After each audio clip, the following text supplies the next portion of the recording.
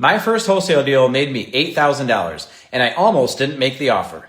This was before I had a buyer's list, before I knew what I was doing, and while I was still working a full-time job. I decided to start marketing, so I bought a list of absentee owners and started mailing postcards. One day, I get a call from an out-of-state landlord who wanted to sell his rental property. The house needed work, so I ran my numbers, and I came up with an offer price of $17,000. And I remember thinking, there is no way I can say that number out loud.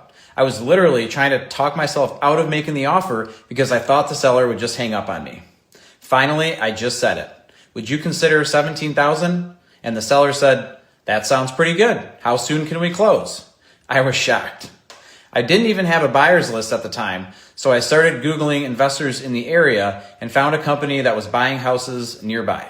I called them, they sent someone over to look at it, and after a short negotiation, they ended up buying it for $25,000. That was an $8,000 assignment fee. Now, the deal itself was pretty messy. I didn't know what I was doing with title, paperwork, or closing. At one point, I even found out the seller was going to see my assignment fee on the HUD statement, and I started panicking. Turns out that he already knew that I was going to be making money, and he didn't care. Finally, we closed the deal, and I got my first check for $8,000.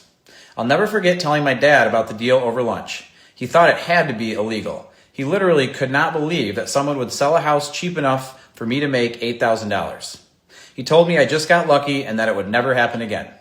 3 weeks later, I told him about my second deal, and that one made $10,000. If you want to learn how people land their first wholesale deal, sign up for my weekly newsletter, link in the bio.